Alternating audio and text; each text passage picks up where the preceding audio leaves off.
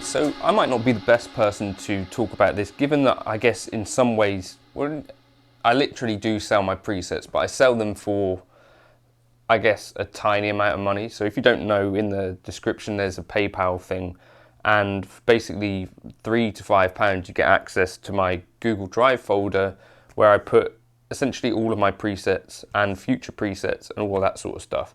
So I don't know even how many there are now there, but the idea is that if you like the sound of the tones that I'm building, and that's another part that I'll come on to later, then you can try them for yourself.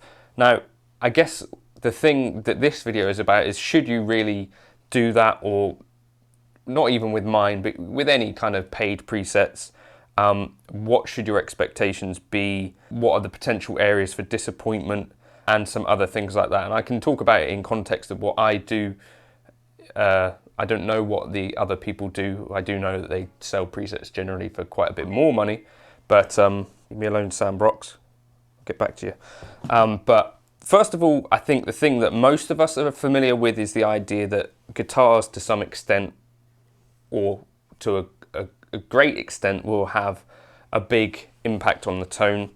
The player will have a big impact on the tone, possibly one of the bigger impacts, depending on the preset though. So my Eric lead preset, I've heard Jason Wade, friend, playing that, and he basically, the tones don't sound very different to me.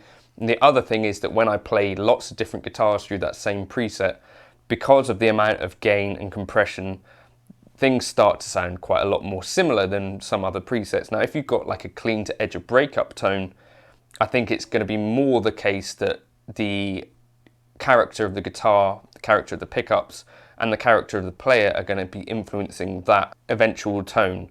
If you've got a fairly high gain preset, then, you know, unless your playing differs in a massive way, so, you know, playing with a lot of gain can sometimes require certain kind of muting techniques or stuff like that. The other thing that happens with that Eric lead preset is that my pickups are fairly low output, so higher output pickups may kind of sit on a different kind of, and make things fuzzy or something like that. Anyway, so that's one thing that I think we're all fairly familiar with. Another thing that I do on my tracks is that I have like a bit of a mastering chain at the end of every video, on the bus of every single video. So that has on it like a tiny bit of EQ, but also like a mastering plugin. I'll show you the difference that makes. A lot of that difference is in terms of volume and perceived volume. And the reason that I do that is so that it, you know, competes with basically other videos on YouTube for volume.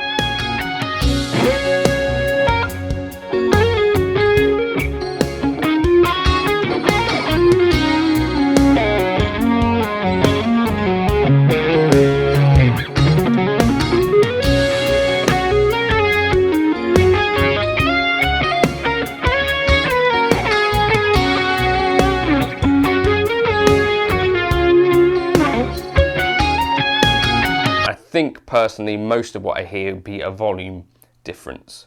I don't EQ guitar tracks individually because I think, well, I've got EQ on the Helix and stuff, so if I wanted it EQ'd, I'll just do that on the actual unit itself. I used to use some pod presets from Misha Mansell back in the day, and on the forums he used to kind of say like a lot of the tone here is in post-processing, and he'd talk about using Voxengo EQ and doing quite a lot of stuff there. That's not the case for me here, basically what you hear, all of the tracks, I maybe pan them or something like that, but I don't have any plugins on the tracks themselves at all. One other thing that I think you should be aware of, and see if you can notice the difference here. So I'm going to play 2 clips side by side and tell me which you prefer and tell me what you're hearing in the comments.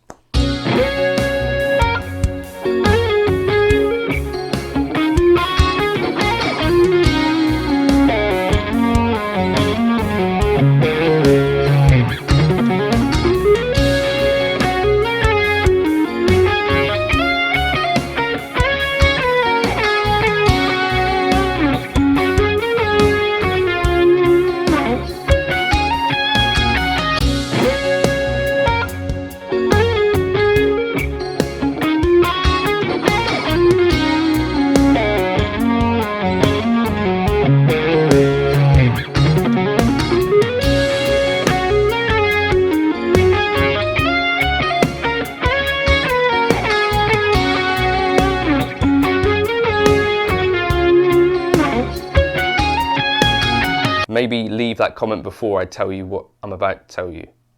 So the guitar tone actually stayed exactly the same. The only thing that changed was the drum sound. And I think that's something you should bear in mind, because I think like if you listen to like a Rabia Massad demo, like that's really, really well produced and the drum sounds are going to be incredible. If you watch kind of basically a normal kind of person on YouTube, or you know, someone who doesn't do this full time, potentially one area that might be slightly weaker overall might be like the drum sound, and that can even change our perception of the guitar tone because you're part of a whole. Areas that I think you should be aware of and asking questions about. I saw someone asking, or basically saying that all guitar demos should be in mono because he goes into a PA system in mono. Now, that doesn't actually logically work out particularly well, because obviously a lot of us, like myself, what I'm doing with the Helix here is literally recording into a DAW, and that's what the majority of my playing with the Helix actually is. And when I take it out on a Saturday to gig it, that's a different thing, if you know what I mean. So for me personally, I don't think you can cater to people in all sorts of situations, but if you're going into a PA system, which I guess a lot of us do, that's a kind of different fight altogether, because you're then introducing presumably another person who's in control of that PA and in control of gain and EQ and all that stuff. As a preset builder, I have zero control over that, and that is kind of the eternal problem of going direct with modeling. It's not that you can't get good sounds out of it, it's that you then introduce another person into the situation who maybe has their own opinion about guitar tone. Maybe they stick a low shelf on stuff and basically castrate your whole preset, maybe whatever, but that's not something that any person making presets or making demos can actually compensate for, kind of on your own in that situation. Or we can make videos talking about how we would tackle that sort of situation. For me personally, my ideal sound person would start from scratch, leaving the EQ flat, if we were able to have that conversation. So on my PA, when I do sound, I don't have anything on that channel. I just plug my Helix into it. I have Yamaha DXR 15s as the front of house, and yeah, I'm not going to tell you that it sounds exactly the same as in my studio, but I would have the expectation that it will sound different. So that's something to bear in mind. And that's the other thing to bear in mind. Other people have different monitors, but you don't hear what I hear in my room anyway. So I use JBL LSR 305s. If you've got KRK Rockets or whatever, or cheaper computer speakers, what you will hear once you grab a preset is essentially what I would hear if I was listening through your system, right? But you won't hear what I hear when I'm listening through my system unless you have the same monitors as me, for example. But you knew that. But it's just something I guess worth making crystal clear. The other thing is that I sometimes get comments from people who are plugging the Helix into the front of a tube amp and then wondering why presets might sound different. So the presets generally that I build, unless I've said otherwise, are made to go direct. And I think that's the case for most presets out there, unless you are looking at like the HX Effects ones that I've built, or other specific presets that I've built to go in front of an amp.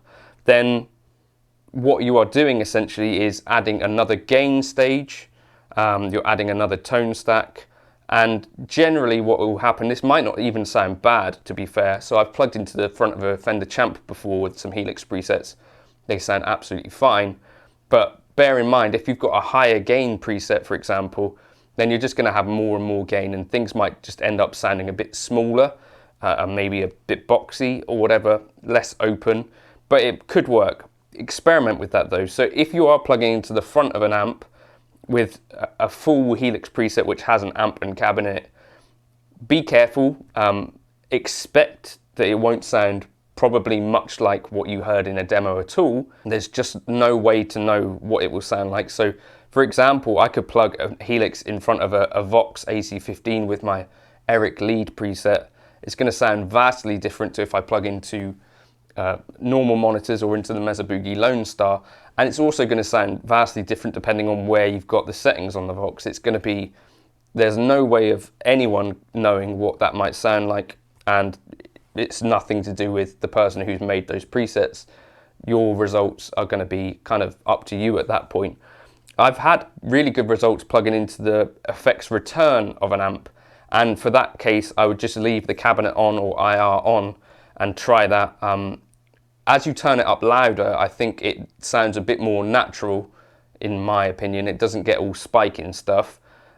Versus if you try this with the cabinet off, I've not had great results with that. So I would leave cabinets and IRs in the preset if you're trying this with a real amp. If you're expecting it to sound kind of like it does in the videos but louder, then effects return of an amp, leave the cabs on.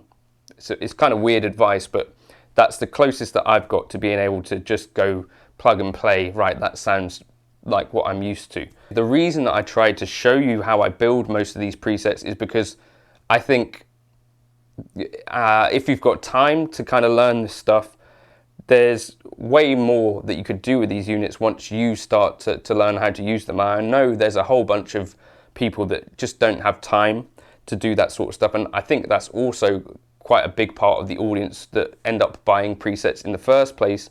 People that want kind of pretty good results pretty quickly don't necessarily have time to dial it in themselves.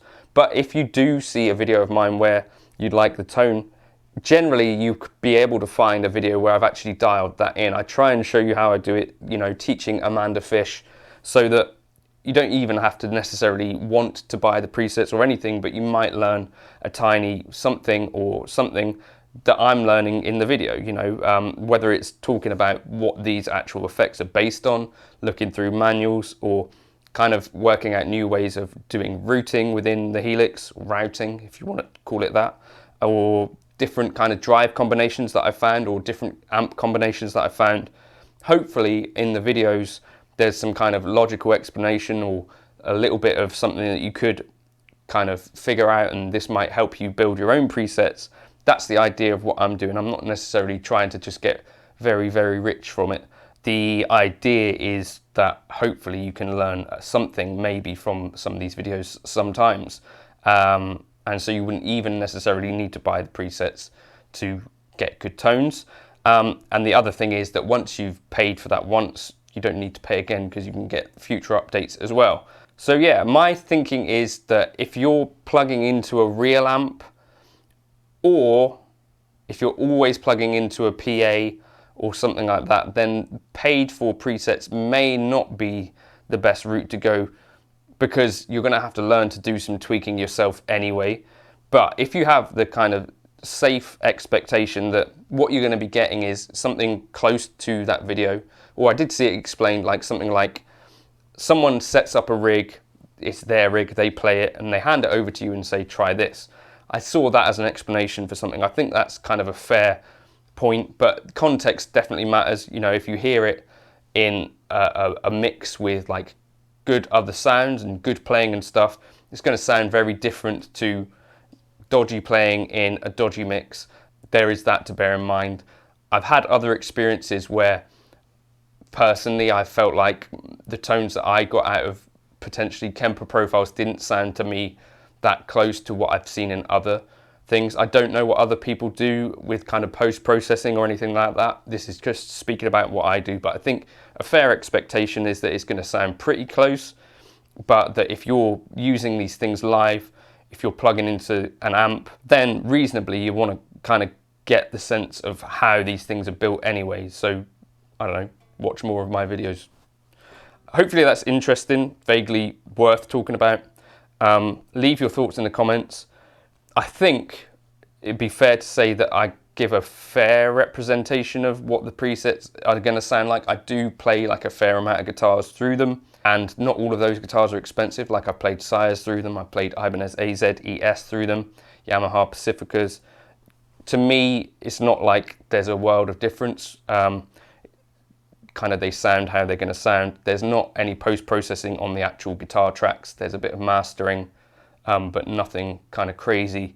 So hopefully that's fair. Leave the comments below if you've got a different opinion, but that's kind of my opinion. If you are always plugging into a real amp, I wouldn't necessarily expect great results from bought presets. Probably. Cheers.